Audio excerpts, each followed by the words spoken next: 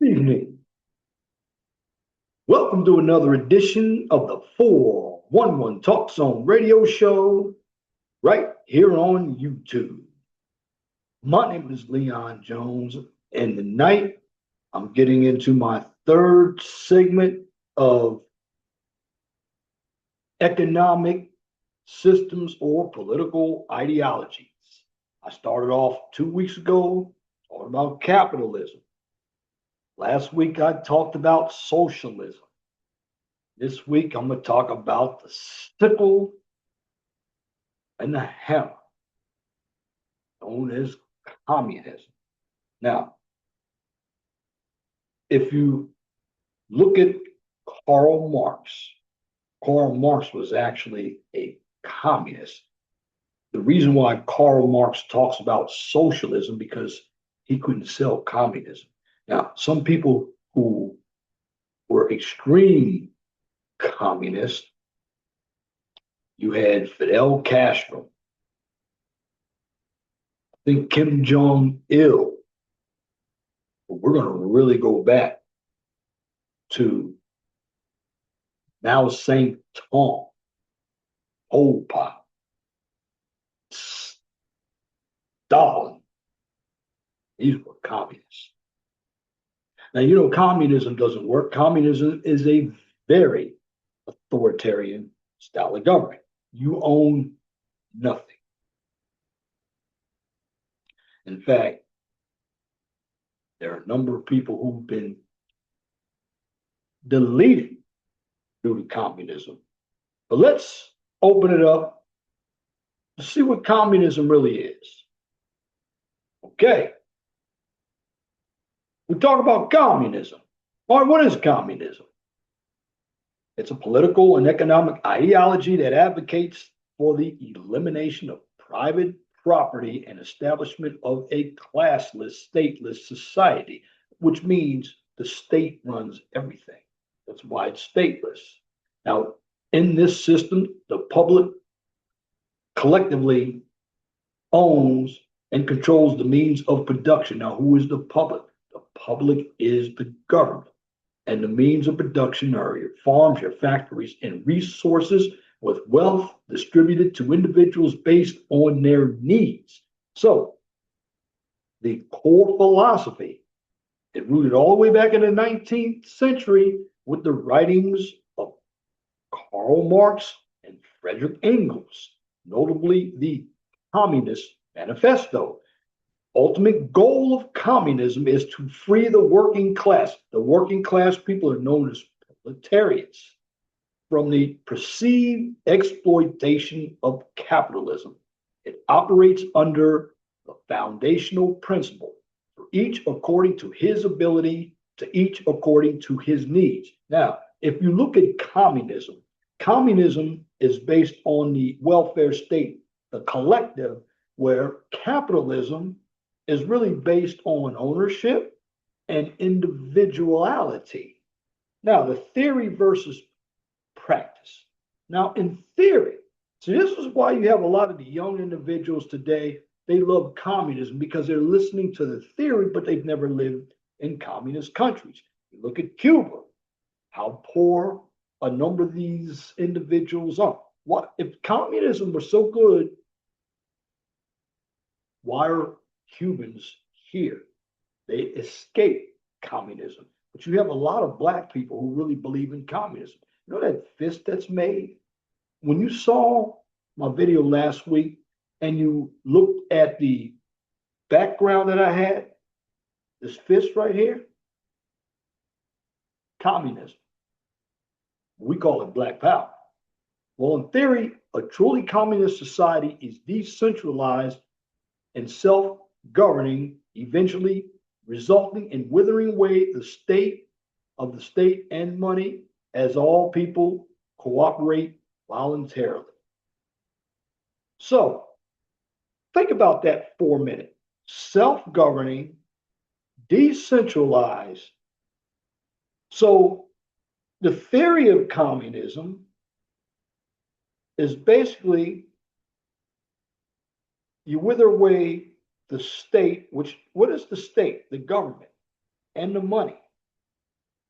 as all people cooperate voluntarily.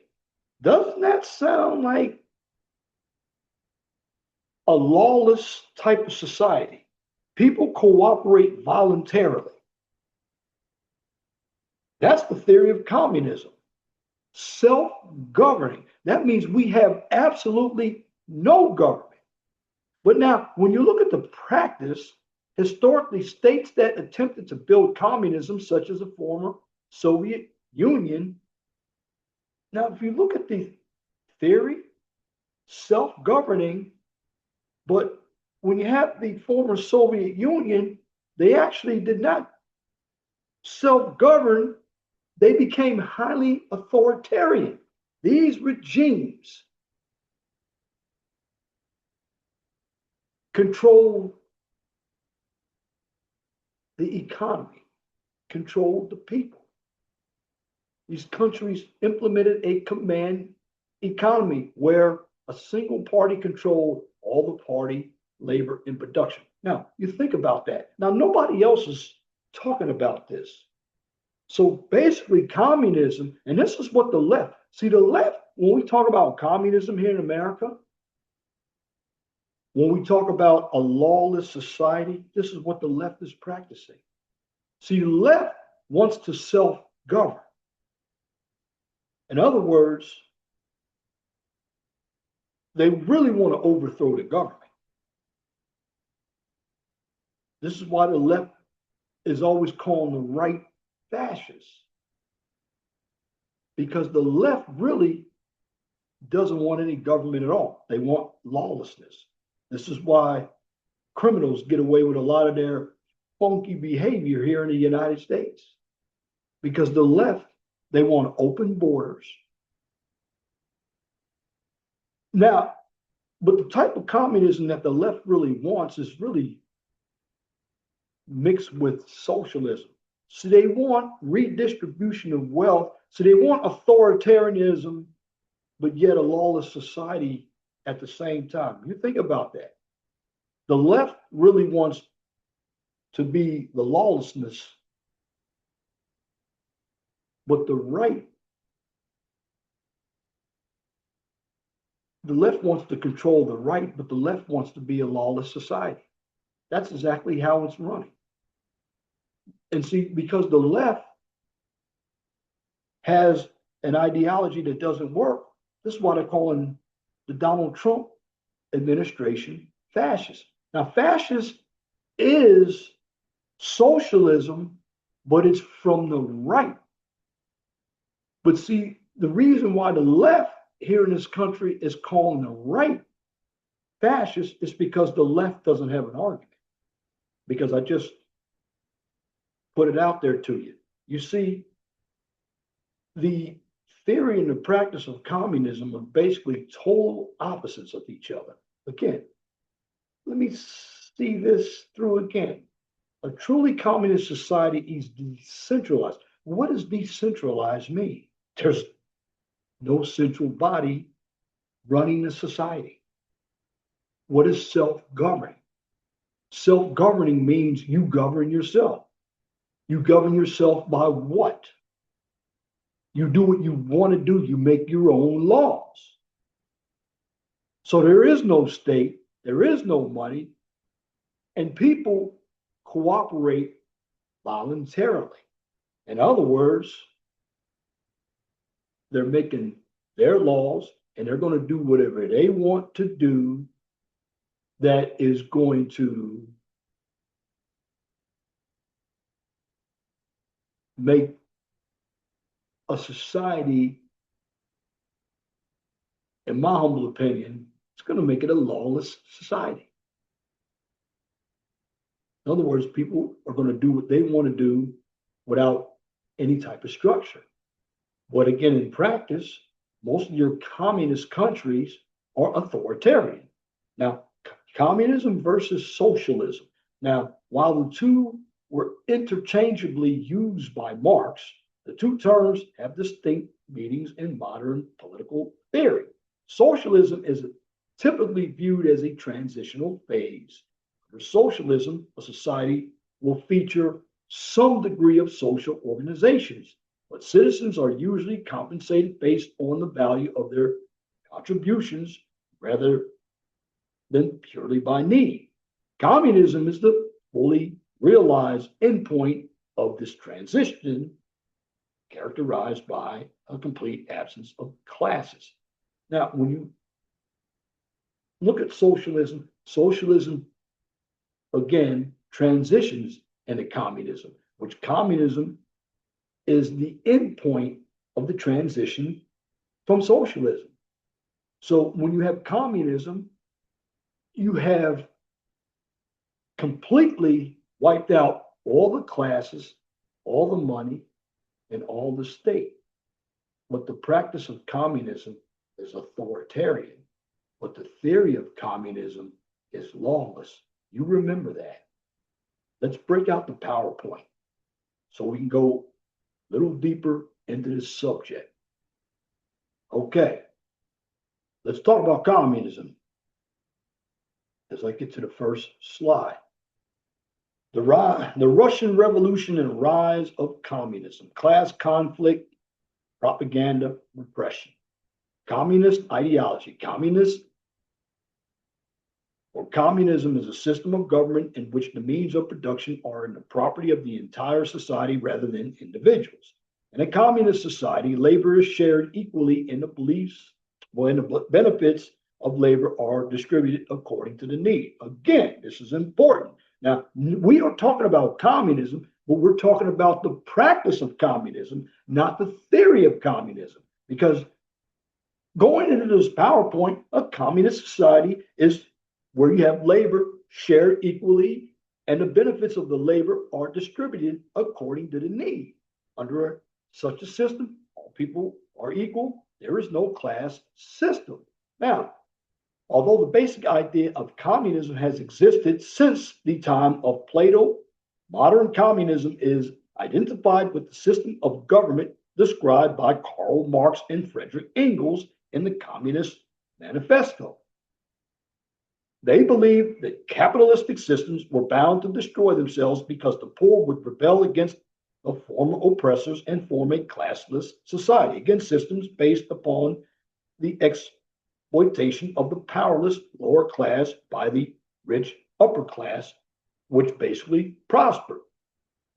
Now, the prophecy has never come true, and countries that have attempted to base their governments on communism ultimately, notice what I said, ultimately have failed to achieve the utopia described by Marx and Engels.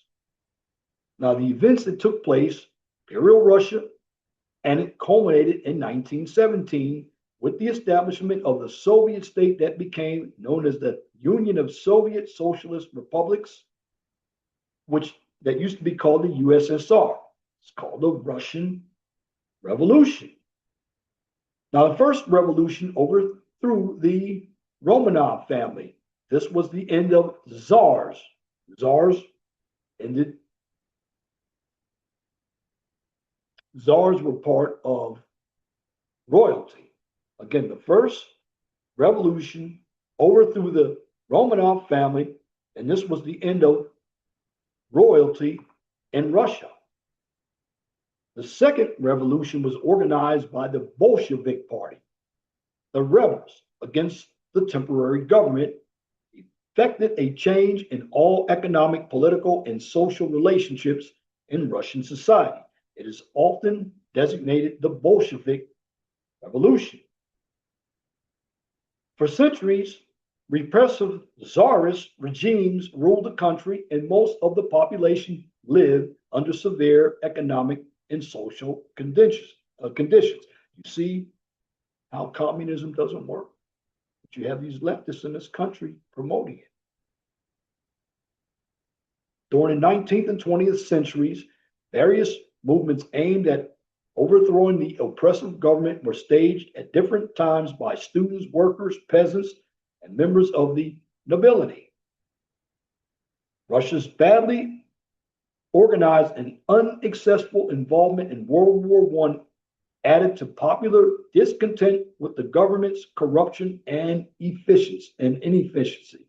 That's the government's corruption and inefficiency. Now, you hear a number of individuals talking about how capitalism is corrupt, but I told you last week when I talked about socialism, how that was corrupted, and communism is corrupted as well.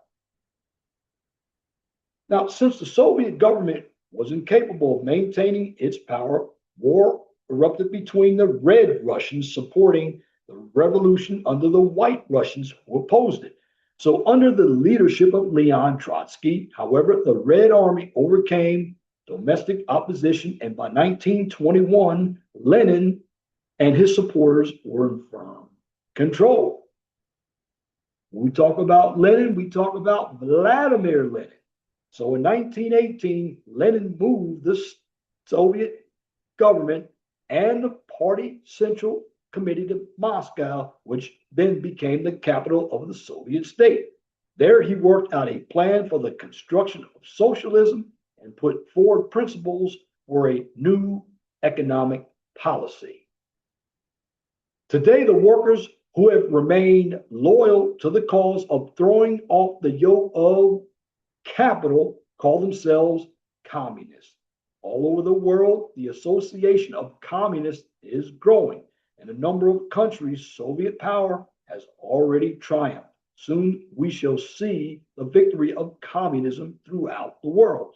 We shall see the foundation of the World Federative Republic of Socialists or Soviets.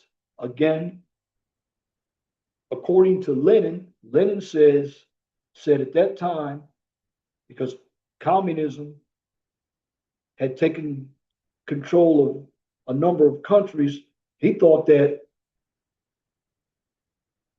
the whole world was going to become communist. This is where the World Federative Republic of Soviets, the Soviet Union, was formed. Because he saw communism all over the world, but the United States, they weren't communists. Propaganda focused on Lenin. Lenin lived, Lenin lives, Lenin will live. Then you had after Lenin, Joseph Stalin. Joseph Stalin was undisputed. He was the leader of the USSR from 1929 until his death in 1953. His contributions. Stalin helped convert communism in the USSR from an egalitarian revolutionary movement into an authoritarian, bureaucratic governmental system. Stop right there. Now, I hear everybody in the United States talk about we are a democracy. Well, we're not a democracy, we are a republic. And I hear the word egalitarian. But under Stalin, the way he worked communism, communism went from being an egalitarian and a revolutionary movement to what? Authoritarian. And who ran it? The government. A bunch of bureaucrats. And that governmental system became one that controlled the economy. And as Stalin, he helped to turn Russia into a great industrial nation to defeat Hitler in World War II. After the war, to establish communist regimes through Eastern Europe. Now we're talking about Poland, Czechoslovakia, all of those, well, it's now the Czech Republic, all of those, and even East Germany, that was communist too. But that's when the United States, they took over West Germany and West Berlin. That's a whole different story.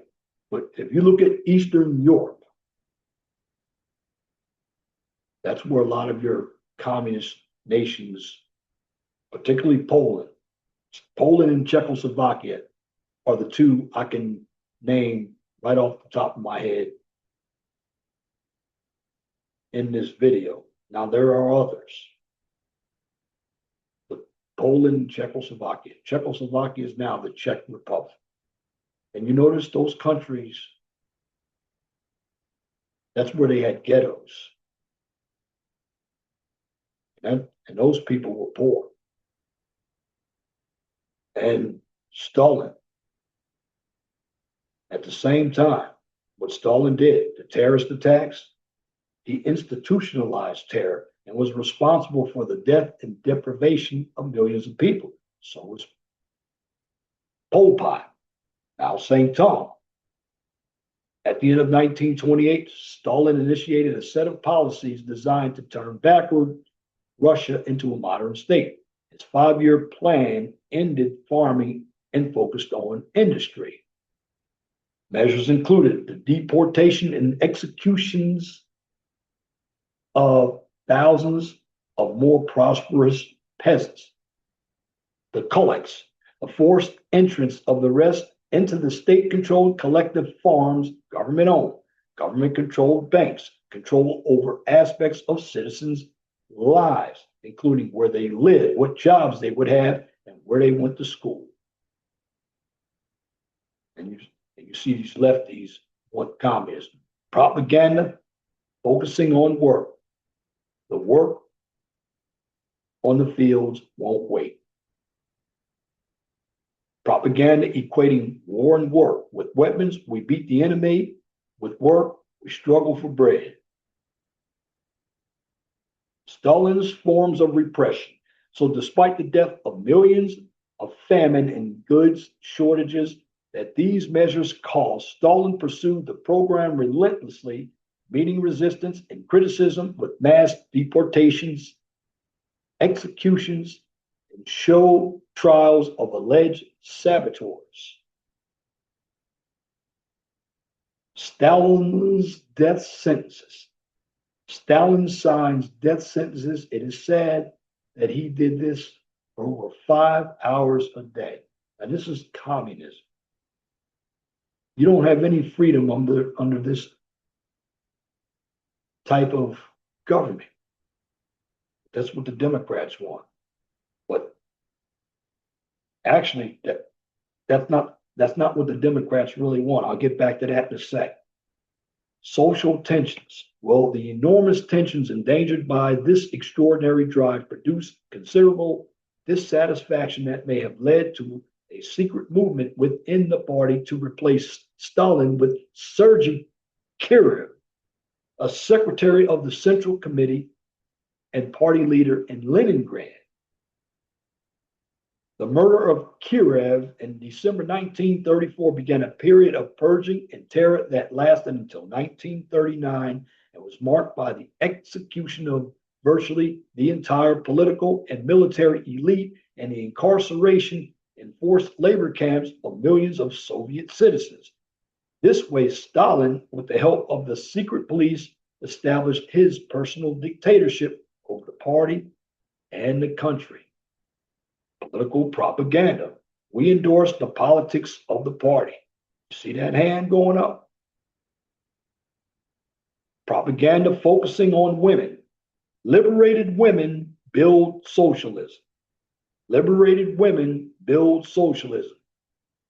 You can look at it here in the United States. That's feminism. Women who talk about being liberated, and a lot of your women, and I hate to say this, here in the country, women want they talk about egalitarianism, equality. Women want equality when it comes to the status, but they want men to be traditional. See, feminism is a totalitarian concept. And guess where feminism came from? A lot of it came from lesbianism in Europe.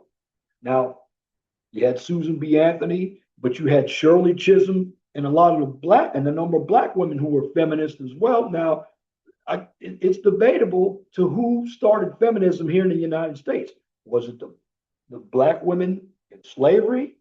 Or was it people like Susan B. Anthony? That seems to be debatable. And this is why, when you read something, there's going to be conflicts. We don't have the actual documentation. So do we really know? I don't believe we really know. But I believe, though, that black women and white women they were involved in feminism in the past. Now, see, the white man controlled everything. The white women didn't control anything. Now, in slavery, you had the lighter skinned black women in the house and the darker black skinned women out in the field. Now, there could have been based on the white man, from the white man. The white man uses the black woman to control the black man. But the black woman doesn't know it. She thinks she's better than the black man. She thinks she has all the power and the education.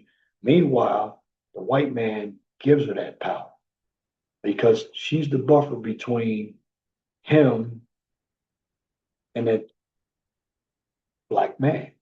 See, the black man doesn't have to do any work. And this is why the white liberals, they use the black buffer niggas to go at people like me by calling me a sellout because I don't believe in the plantation. But that's the white liberal talking to these black ass niggas out here, telling these black ass niggas what to do. And then these dumbasses like D.L. Hewley, Ricky Smiley, got Ryan Clark. All these individuals are talking about being oppressed, but they're millionaires. I'm not even a millionaire, but I'm not impressed. I'm not oppressed. I'm a mid-thousandaire. I'm not a millionaire, but I'm not oppressed either. Yeah, I know the world is never going to be fair, but all these individuals with money, but these are the ones who are calling Trump a fascist, but they're rich. But all these black ass, bully ass niggas talk all that bullshit out there, but they're not coming into the black community, putting any money into the black community. No, they're not coming in the hood. These individuals live in their gated communities. They talk about white people, but they live amongst white people. They all do. And you look at the individuals who were part of Black Lives Matter. Hypocrites. So I don't trust any of these individuals with all the money, particularly the liberals. Let's move on. In the face of the growing threats from Nazi Germany and Japan, Stalin reverted increasingly to traditional forms of foreign policy, seeking democratic alliances with the European powers. Finally, in August 1939, he concluded a bilateral non-aggression treaty with Hitler. This meant they could not declare war on each other. When the German armies attacked the USSR in June 1941, Stalin, after suffering a brief nervous collapse, personally took command of the Soviet armed forces. With the help of a small defense committee, war cabinet, he made all major military, political, and diplomatic decisions throughout the war. To defeat the fascist intruders, death to the German occupiers, long live our glorious motherland, its freedom, its independence under the banner of Lenin, go forth to victory. Well, under communism, there is no freedom. You look at what Stalin did, signing executions, 5 hours a day. Mercilessly, we humiliate and destroy the enemy. And the enemy is their own people who don't agree with his version of communism. Stalin pursued victory with increasing skill, determination, and courage by staying on in the Kremlin when Hitler's army stood at the gates of Moscow, ordering a shifting of industrial plants from European Russia to the east, becoming allies with the West, England and US, selecting first-rate military commanders, developing increasingly effective military strategy.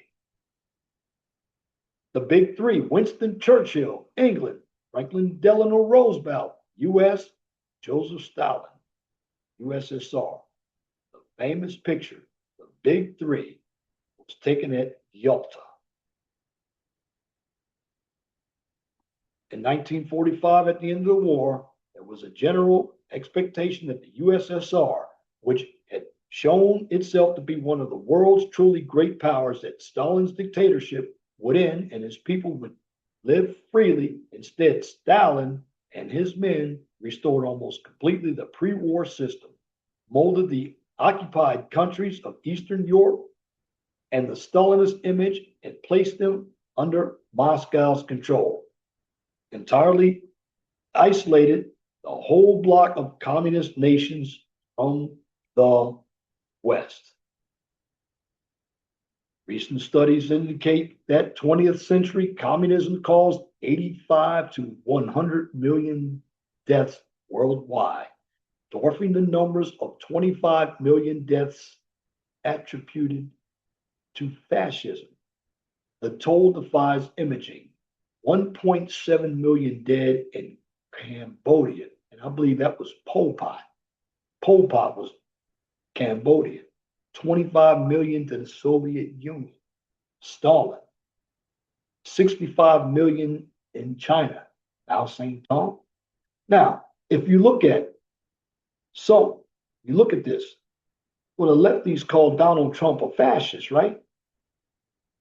Now, I'm not going to say 25 million isn't a lot of deaths, but 85 to 100 million deaths worldwide by communism is 3 to 4 times more deaths than fascism. So, if you look at everything that I've stated about the United States and their version of communism, no, the United States wants the theory of communism. Again, the theory of communism is no government. The practice of communism is an authoritarian type of government. So basically, when we wrap this all up again, communism is a political and economic ideology that advocates for the elimination of private property and the establishment of a classless, stateless society. In this system, the public collectively owns and controls the means of production. Example, factories, farms, and resources, with wealth distributed to individuals based on their needs. So the core philosophy, rooted in the 19th century writings of Karl Marx and Friedrich Engels, notably the Communist Manifesto, the ultimate goal of communism is to free the working class, the proletariat, from the perceived exploitation of capitalism. It operates under the foundational principle. Again, it operates under the foundational principle, and they're talking about the Communist Manifesto. And the Communist Manifesto states, from each according to his own ability, to each according to his needs. Now, here's where you can trip the Democrats up. Theory versus practice. This right here.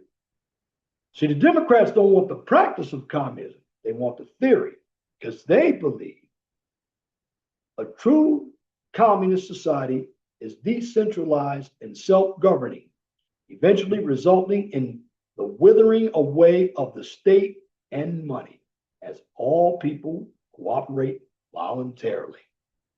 In practice, historically states that attempted to build communism, such as the former Soviet Union, transitioned through highly authoritarian regimes. These countries implemented a command economy where a single party state controlled all property, labor, and production. And when we deal with communism versus socialism, we often have these two interchangeably used, but they have two distinct meanings. Socialism is typically viewed as a transitional phase under socialism. Society still features some degree of social organization. Citizens are usually compensated based on the value of their contributions rather than purely by need, whereas communism is the fully realized endpoint of this transition, characterized by a complete absence of classes, money, and the state. So basically, whenever you hear the Democrats talking about freedom, no, the Democrats This is why they're going out running amok now. Because what the Democrats want, they want authoritarianism for the right, but want to be lawless themselves. This is why they cause violence and these protests against the right, because they want a society that has no government. That's what the Democrats want.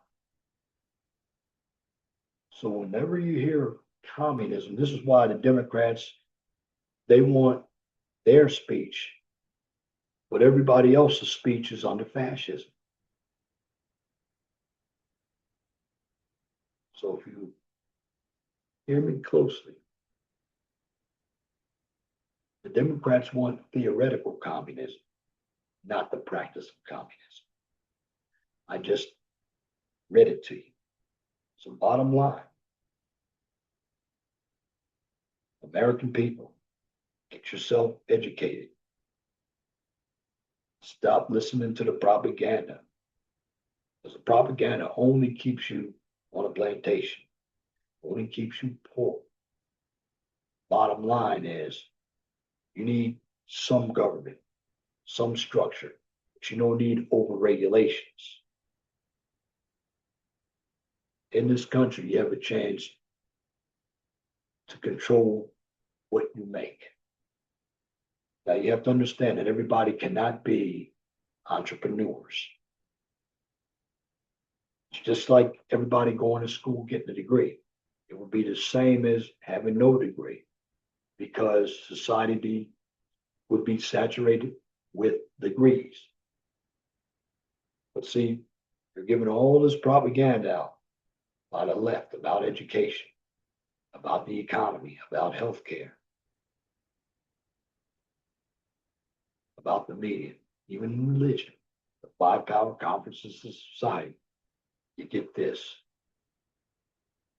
The left wants theoretical communism. However, when you go against what the left says, you're a fascist. And in the eyes of the left, you're not free. You're the communist. But in the end, the left wants theoretical communism where there's no government on their side. They want authoritarianism while they control the right. You see where I'm going with this? This is why the left is hypocritical. Because the type of communism that they want is lawless. The type of communism that's been practiced through history is authoritarian. But if you look at communism, whether it's theoretical or it is practiced, it's communism on opposite sides of the same coin. And if you think about communism, it's pure evil. Because a lawless society has no structure. An authoritarian society has no private ownership.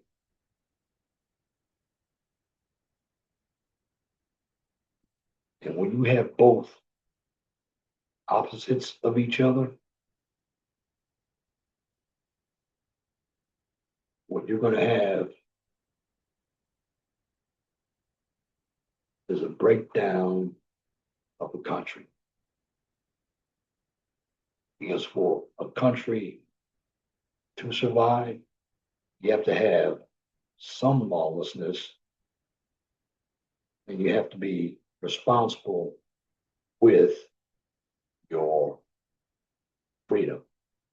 In the end, put everything together. The truth is always at the top of the pyramid. You understand the truth, you will always be free, even if there are areas that are going to disappoint you.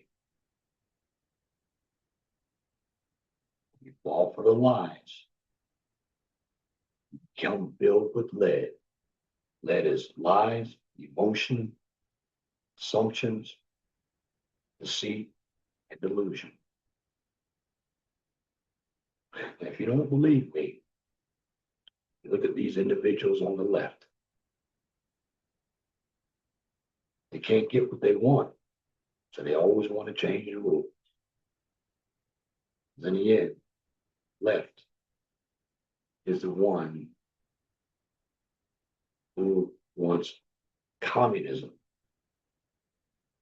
But they want to practice the theory of communism on their side while establishing the authoritarian communism to control the right. And that's my commentary for this edition of the 411 Talk Zone radio show right here on YouTube.